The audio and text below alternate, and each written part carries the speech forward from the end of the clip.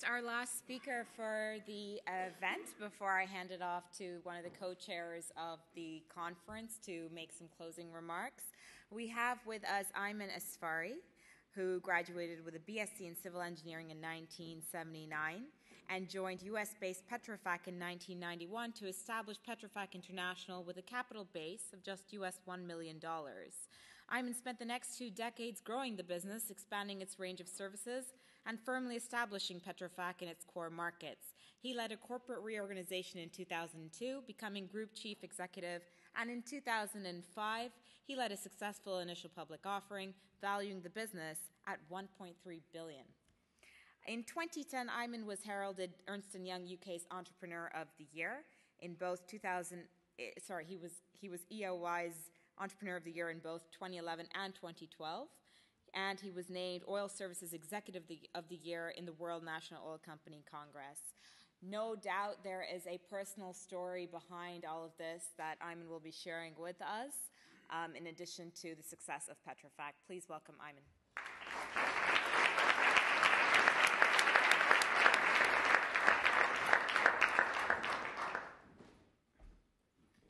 Thank you so much. Thank you very much for having me here today. I've got a few notes, and I will just talk about my story, even though in Arabic you never say the word ana, but I think the only way I can do this is talking about my story briefly. I'll talk a little bit about the oil and gas industry and why Petrofac is uniquely positioned and why we have been as successful as we've been. And then I will have a few reflections on what's happening in the Arab region.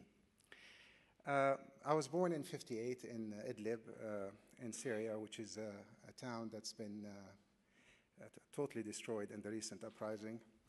I was born to a family of professionals. My father was a doctor, and my mother was a lawyer. We grew up, I was only in Syria for 5 years. In '63, my father was posted as a diplomat in Turkey. So I left pretty early. Went back to Syria in '74 to get my baccalaureate, because in Syria, if you don't get your baccalaureate from the country, your degree is then not accepted. And I left to the US again, finished my BSc, and went straight to my MSc. I was at UPenn for the MSc, and I was actually doing I had a fellowship from the engineering school to carry on with my graduate studies. I decided I wanted to do an MBA, so I enrolled under the MSc MBA program, which was a very popular program at UPenn. But my financial support, and I was on financial support through my undergrad, was from the engineering school. So when I finished my MSc, I did it in soil mechanics. The engineering school gave me a choice. They said, you either carry on doing your doctorate, PhD, or we're going to stop your financial aid. It was for me to carry on with the PhD. I thought, no, I think I wanted to do an MBA. I had a job offer to go with a consulting firm to the Middle East, and I went to Dubai in late 79. And the job was, a consulting firm had a highway contract in Oman, and they wanted a soil engineer to go and carry soil testing and take samples and so on. So I calculated at the time, to go back, I needed $15,000 at that time. Now it costs about $150,000 to go for 1 year in the school. I can save that money, go back, finish my MBA. So I did that job, and the company that I met an entrepreneur in Oman, and at the end of 1980, he said, I said, so what are you planning? I said, well, I'm going back to the States. I'm going to Wharton. I have 2 more semesters, 8 courses, and I'll finish my MBA. He said, well, why don't you join me? We'll start a construction business. At that time, I was 22, 23 years old. And the idea of starting something from scratch was very appealing. The Oman at the time had just started an oil boom. The oil was discovered in the early 70s. It was underdeveloped at that time compared to the rest of the Gulf, but it was very exciting. So, and there was a huge amount of demand for companies to service the oil industry. So we felt, and there were new discoveries. And I thought I'll give it a go. I'll start in the construction business. I did not have equity. I had no money. If it works, fantastic, wonderful. If it doesn't work, I always have my MBA to go back to. So I asked for a leave of absence. I was granted a leave of absence for 1 year. I started construction business, and our focus was squarely on the oil and gas. So we were building roads, access roads to drilling locations. We were building drilling platforms, building camps, pretty mundane stuff. And then the business grew. We started building flow lines, pipelines, building plants. I managed to extend my leave of absence for 3 years. And then I had a letter from Wharton, which I still have here, saying that they can't carry on doing this and that I would regret not getting my MBA from Wharton. So I never actually looked back. I don't have an MBA, so I know that in Forbes and others they say equipped with an MBA from Wharton. I have a master's in engineering. And the business that I started in Oman grew up. We became one of the largest construction companies. I had a profit share, so I was actually, at a young age, I was making money. By the age of 27, I was earning $1 million a year. So it was, incredible amount of money. It's tax-free in that country. In '83, my father got quite ill following the '82 problems in Syria. And at the time, I was so confident that, I can pay for all the medical bills. So we took him to the States. At that time, I was still just about making ends meet. And I still remember very clearly that if you don't have medical insurance and you go to the States, you don't know how expensive it is. At that time, it was, probably something close to $1,000 a day. Today, it'll be a lot more. So, we had to pay the medical bills. By the time he died in '83, I was probably a couple of $100,000 in the debt. And I probably broke even in '85 or '86, where I was able to pay back the debt. But then business, it was great. We were turning in '87 probably $100 million, making $10, $12 million a year. And I came across an opportunity in '86, which was my beginning with Petrofac. We were doing work at the time for a company, Occidental, which is the same Oxy. Dr. Ray Irani was the chief operating officer at the time. And I did all their services in the field. And they had a discovery in '86, and the oil prices at the time were very low. So the CEO the head of Oxy at that time, bless his soul, Jim Buston, he came to me and he said, Ayman, we're going to develop the field, but I have no money. I have no approval from Bakersfield to develop it. I said, how much money do you need? How much do you need? He said, I need $6 million to develop the field to prove commerciality. It was by luck or just a month before that, I was called by Shell PDO, and they said, His Majesty, the Sultan, has flown over the country, and he's instructed that all our dump yards in the interior are cleared within 30 days. So it clicked. I thought, I have all this second-hand pipe that I have to clear. Maybe I can put it to work, to test the field, So I came back to Jim. I said, look, I'll do this for you. How much money? He said, I can squeeze $2.5 million from my budget. I said, okay, give me, but we're going to use second-hand pipe in order to just test the field for a few weeks. Once you test it and it's proven successful, you can ask for money. He said, absolutely. So I used second-hand pipe from Shell, which caused me a problem later on with Shell. And we made $1 million at the time on that little job. And we proved the field. It was a great success. So he needed to develop the field. So he came back and he said, I'm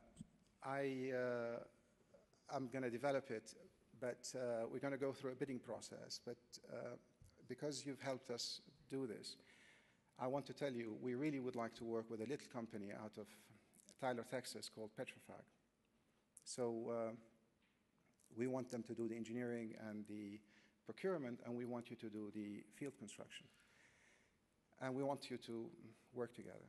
So I said, fantastic. And that was the beginning for me with Petrofac. I met them in '86. The guy that was the principal shareholder, Ralph Martin, he has again since passed away.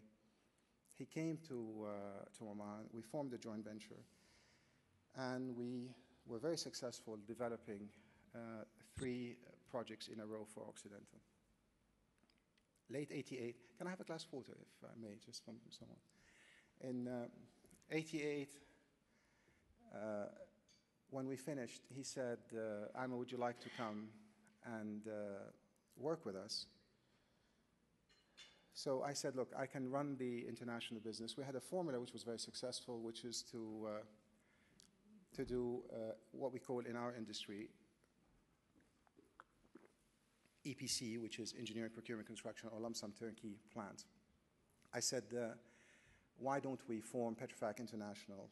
I will be based in London and Dubai, and I will run the international side of the business. And I don't want to be involved in the US domestic side. So this is what happened. We started a business in year 1991, January, and we capitalized $1 million. Within a couple of years, it was larger than the US parent company. And within a few years, we created a holding company that acquired the US business. In 2002, we actually sold the US business. So everything in Petrofac today is what started in 1991. Today, we are a group with we have 27 permanent offices around the world. We employ just under 20,000 people. We listed the business, as the presenter said, in 2005 on the London Stock Exchange. We're today a FTSE 60 business with a market cap of about £4.5 billion, about $7-8 billion. And obviously, as an investment for me, it beat every hedge fund and every private equity that you could think of. So it's been a wonderful investment. Not only today do we have that market cap, but we've spun off an oil company, Enquest, which is today the largest independent in the UK. And we've been paying almost a couple of $100 million in dividend a year. We just paid our dividend, approved our dividend. We had our AGM today. We have about 8,000 or 10,000 of our employees as shareholders. Those who were shareholders before we listed have obviously made a lot of money, but they deserve every penny they made because they were part of the story, and without them, nothing could have happened. So just to tell you about the oil and gas industry generally.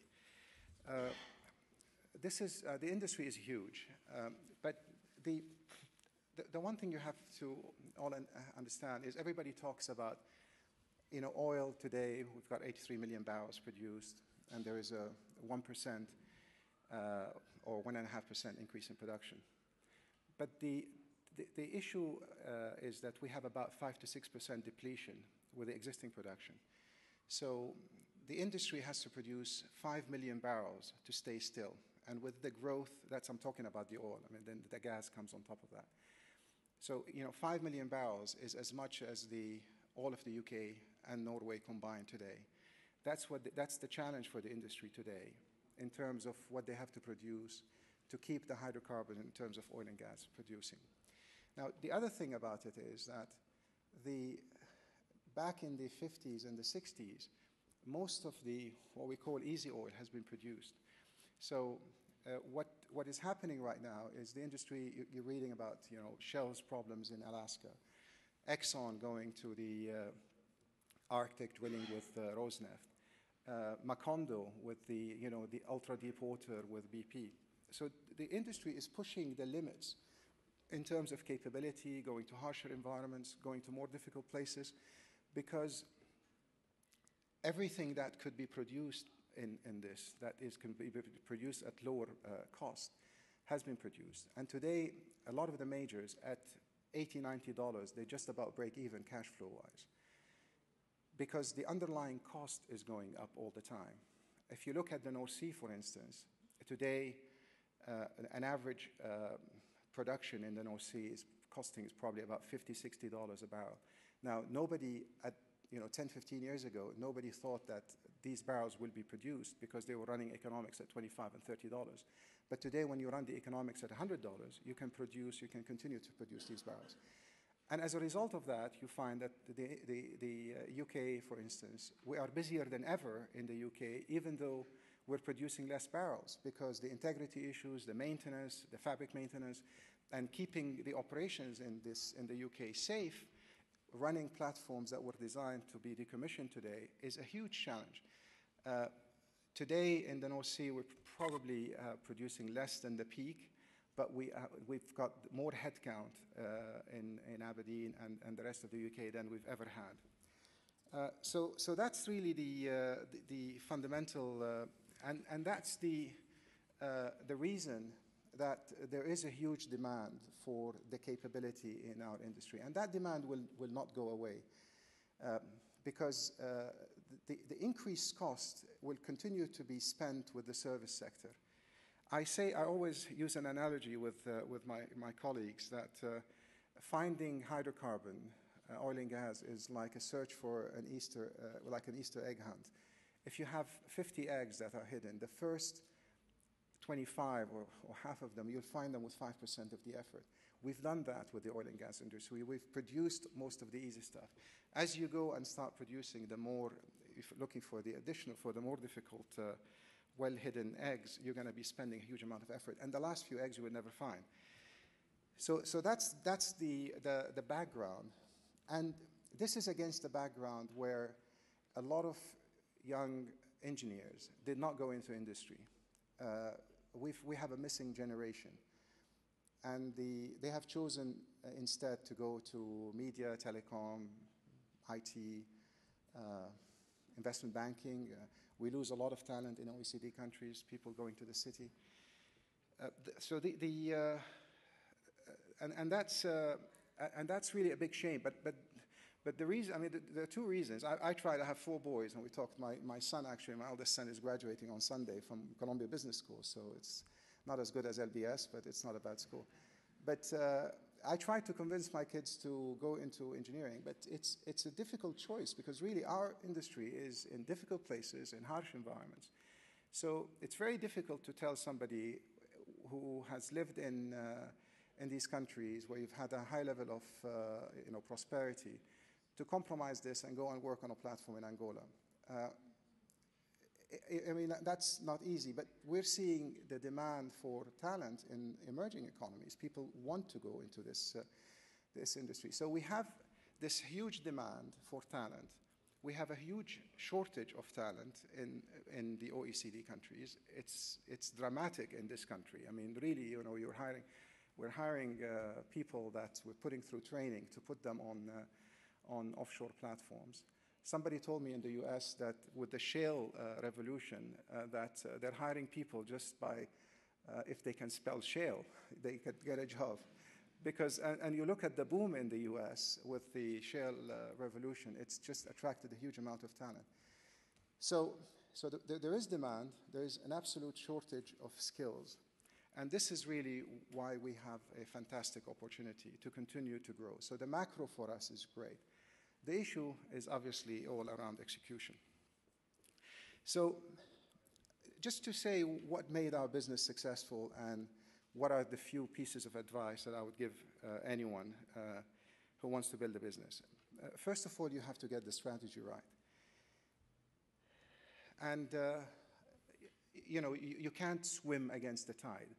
If you're building a business and the macro for that business is bad, you will continue to struggle forever. So you have to make sure that you have a story. And you're very clear with your story. The clarity of your story is not only important for the investors, but it's also important if you were to attract talent. I found, and I'm really proud of the people that have joined Petrofac. We've got some of the best people in the industry that have joined us. They come in, obviously pay is important. But the 2 more important issues for them is they want to be part of a success story, so they want to know that you have clarity on where you're going and the story is clear. And they also want to know that they are going to work with people who have good values and who share their values. So if somebody is hired by someone which is, an oligarch from somewhere that have made his money in dubious ways, they would put a big premium on working for them, and they'll do it for 2 or 3 years, and they wouldn't see it as a career. So getting the clarity of the story is extremely important. The other thing I would say is that you have to be absolutely focused. You can't be everything to everyone. And you can only make money if you are very, very good at one thing, where you're differentiated, people come to you because you have a competitive advantage, and in that sense, you can make money. If you're undifferentiated and you do something where everybody else does, your business becomes commoditized, and then the margins totally collapse. So where we make money is where we offer a differentiated service to clients, and we try most of the time to avoid commoditized services, because that would end up really destroying the business longer term. We're not only focused as an oil and gas service play, so we avoid playing in power, we avoid being in civil infrastructure. People tell us, well, you can build a very complicated process plant. Why can't you build a civil infrastructure? Well, we can if we have to, but we're not going to be differentiated. I didn't mention that the size of the business. What we do everything from subsurface management to concept design, to developing fields, to operation maintenance, to training personnel. That's the depth of offering that we have inside the group. And we are also focused geographically as well.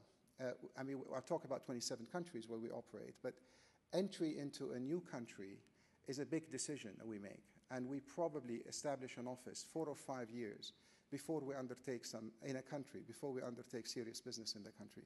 Because you need to understand obviously how to do business there. In our case, how to do business while complying with our code of conduct, how to manage the supply chain, how to meet the local content requirement, and so on. The third thing is that you can have the best story in the world, but at the end of the day, it's all around execution. There are so many people with lots of great ideas, but you have to be able to put that idea to work. And execution is around rolling up your sleeves, getting involved in detail, knowing intimately what makes your business tick, and making sure that you execute effectively. There are so many people that I meet that have great stories and that have lots of wonderful ideas. But really, the translation of that idea into a business plan and then delivering on the business plan is a very, very big challenge. And that's something that we have managed to do successfully. And this is what brings me to my point. We were only able to do it successfully because you have to realize that you cannot do something on your own. You can only do it as part of a team. And to me, probably, I think my biggest virtue, if I can, sorry to say that, is I realize what my weaknesses are before knowing what my strength is. So when you realize what your weakness is, you can surround yourself with people that remedy those weaknesses. And the effectiveness for building an organization, you can only be as effective as the team you build around you. No one can build a business on his own. And anytime you have an organization that has a superstar CEO, I can tell you there's going to be trouble around the corner. So, I'm the public face of Petrofac. I'm the largest shareholder. I was involved in building the business, and there's no doubt that I take some credit for what has happened. But at the end of the day, really, my biggest contribution to the business has been my ability to build a team, and that team is the team that has delivered on the business. And knowing your weakness and attracting people that come in to remedy those weaknesses is extremely important. One more thing I would say, in any business, you have to always push yourself beyond your comfort zone. If you do not go forward in a business despite the focus, or if you stand still, you're going behind, because the world is moving. You need to adopt new technologies. You need to do new things. You need to go to new areas. if you've been comfortable all your life working in Aberdeen, and now we have an oil boom, a gas boom in Mozambique, you're going to lose out. So you need to always push yourself. But there is a right balance between pushing yourself to do the next thing and doing something silly or stupid. I remember one of the companies I admire most in our field, Schlumberger. And I remember talking to their CEO, and he was telling me about one of the people working for him. And he said, this guy, he didn't go up the ladder because he surrounded himself with a management team all from his own country. And I can just see that. You're comfortable. If you come from the Arab region, you surround yourself with all people from the Middle East. You don't want to work with somebody from Angola or somebody from Zimbabwe or whatever. And to them, meritocracy is very important. So, and I see it now in Petrofac. I see it, for instance, with somebody who's Lebanese, hiring Lebanese. And we fight it so hard because we want to make sure if we're building a business where we are trying to promote people on merit, we want to be equal opportunity employer. But it's very, very easy to go back to your comfort zone. And this is something that you have to continue to fight all along. Really, the last thing I want to say in building a business, great businesses are businesses that have a very, very distinct culture and values. And I can't emphasize this enough. We have values for the business that we preach, we talk about, but more importantly, we live all along. And that's really what differentiates one business from the other. Otherwise, a business will be something with no color, no order, no nothing.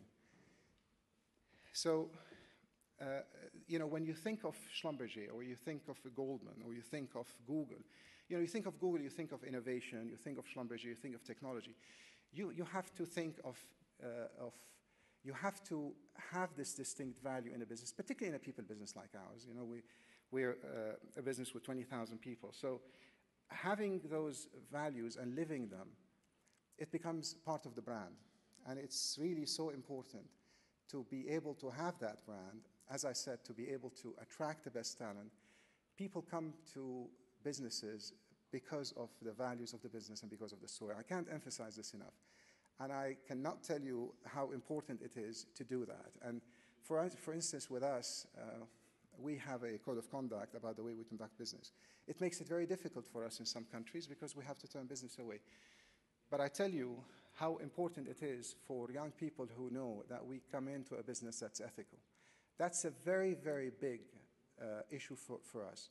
And being able to attract the best talent is by far more important than having a short-term gain by getting a piece of business in some country through bribing someone.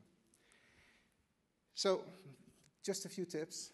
It's not easy, but you can do something great. We have great growth potential for what we're doing. We've guided the market that we're doubling earnings from 2010 to 2015. Doubling earnings is getting to making about $2 billion in EBITDA, about $862 million in net earnings. So we've set ourselves some very, very stretchy targets, and we were out on a limb to say exactly what we're going to be achieving in 5 years' time. Really, my last comment is just a few reflections on what's happening in the region. I have been away from the region, but I've been going back, and I see here my friend Shafi is here. I was in Egypt last week, and it really pains me to see Egypt, how what it's going through right now. But having said that, I think the opportunity is at a time of dislocation. And I can only say that we are going through a period which is very painful, very difficult. I was in Tunisia last month. I spent some time with the Prime Minister. I saw the former Prime Minister. I saw Sheikh Rashid al-Ghannouchi, and we have a big office in Tunisia. And you go through and you see all these pains of transformation. The only thing I would say, in the case of Syria, for instance, we've had 50 years of a system that has failed us. It hasn't worked. So people who tell me, look, we're going to have pain. I mean, I wish we would have the change in an easier way. That's peaceful, that's a transition, that's civilized. I wish we could do that. When we left, when my father was posted to Turkey in '63 as an ambassador, I remember, and I was young, I was 5 years old, I remember people coming to us and saying, or you're going to a backward country. You know, living in Ankara was quite a compromise for me and the family, because Aleppo and Damascus at the time were by far more developed. At that time, the per capita income in Syria was higher than the per capita income in Turkey. Today, we're 1/8, and this is before the uprising and before the crisis. So, I mean, my point is, yes, there's going to be pain. Yes, this dislocation is going to be very difficult. But we have to be part of the process to ensure that the pain and the dislocation is not prolonged, and we can make a difference. What really kills me is those ideas that everything is happening because of this big scenario and, you know, these plans, and there is absolutely nothing we can do because there's a dark room somewhere in Washington where all these plans are concocted, and we are just, we have no voice. And I can tell you I don't believe in that. I mean, this is defeatism. And I think defeatism and killing our spirit is by far more dangerous than anything else. We can make a difference. It's going to be difficult. It'll be hard. I have absolutely no doubt that it will be very hard. And we might be, this difference could be, it could take 5 years, it could take 10, it could take 20. I don't know how long it'll take. But I know that people like you, not only do you have the education and the great degree from LBS, but you also have the values that we require in the region. We have values of tolerance, acceptance of others, values of civility. We've lost it in the region. The values of saying that you could be different, but you can have a debate and you could be respectful for each other. And we do need all this in the region.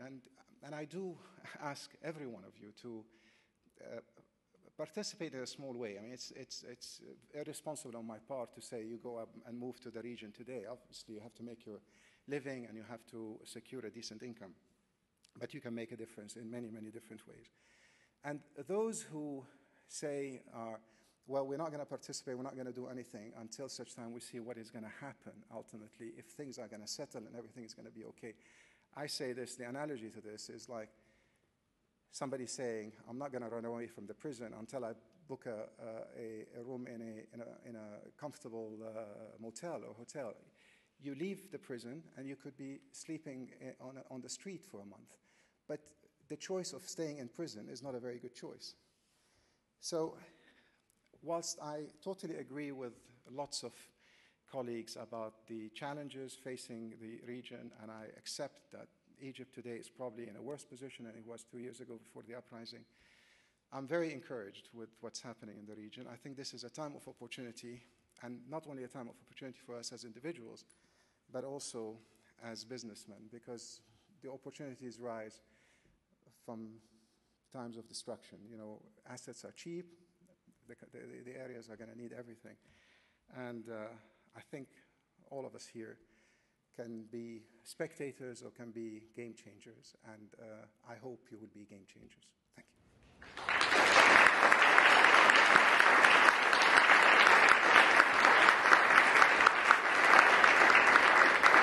Am I to leave, or do you want questions? Okay. Tia Kansara, Director of Kansara Hacking Limited. That was a fantastic speech. Can I just give you another round of applause? The reason I say that is that I come across a lot of conferences and I go to a lot of events where I can hear people talk about their own stories. And something that you've done that I don't get to see very often is that you've challenged yourself and you've made an opportunity for yourself and you've been positive towards that change. So my question is very much related to your own personal values.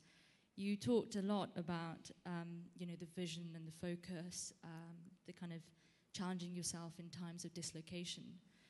But there's clearly something that kind of goes beyond that, which on a spiritual level drives you. And I suppose that's what I wanted to know.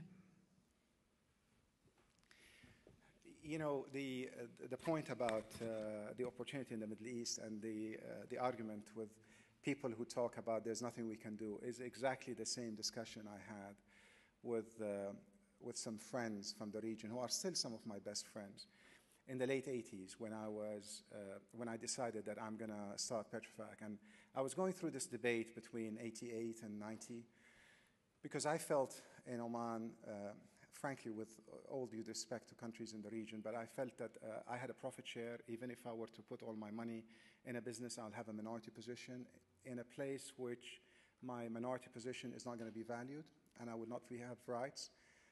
At that time, I knew people that had businesses and they had a disagreement with their local partner. He could simply cancel the residency visa, so you can't come back to the country. We know lots of these stories. So it was not a place where I wanted to, to invest for the rest of my life to build a business. But I recall when I decided, I told everyone I'm moving to the UK to start an oil and gas business. Everyone, with no exception, everyone said, you'll fail. Everyone, even my best friends, they all said you'll fail. And the two things they said, A, it's a mature industry. You're competing against the Schlumbergers, the Halliburtons, and all these companies. What have you got to offer? And the second thing that they said, do you believe you will come to the UK and you can build a business? You're an Arab, you're a Muslim, you come from, do you think you'll be accepted in the system, the establishment? I tell you, I've been 23 years in this country. I've been welcomed. I have never, ever felt discriminated against. And those who feel that they're discriminated against, they come here and they want to beat the system, or they want to fight the system. They want to screw the system sometimes. If you embrace the system and accept it seriously, if you embrace it, you will do fine. I mean, I've actually been celebrated in this country as a Muslim Arab who've come in. We've created jobs. We have 6,000 employees in the UK. I have a fantastic relationship with all governments. I get invited to Downing Street because I've added a huge amount of value to the country. So this is why I talk about, this is why I have the same spirit when it comes to the defeatism and what's happening in the region, because I hear the same voices saying again, you can never do anything in the region. Look, I think it's a matter of obviously self-belief and confidence, but probably I can afford to say this today a lot more than I did 23 years ago, because at the time I was, I had very little money, I had no success behind me. Today I'm, running a big business. I've made a lot of money. I have a family foundation. We're spending a lot on philanthropy and on civil society building in the region. We've just started the Asfari Institute for Civil Society and Citizenship in the AUB. I've given them an initial grant of $10 million. So we're doing a lot in that space. And look, I'm not looking for glory, but I think as a citizen, I have a responsibility and a duty to make a difference. And as long as I can make a difference, I'll try my best. One more question. Yes, please.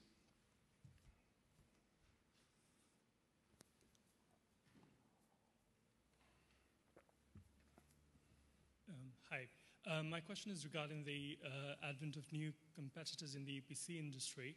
So over the past few years, we've seen a lot of Korean contractors taking a lot of EPC projects.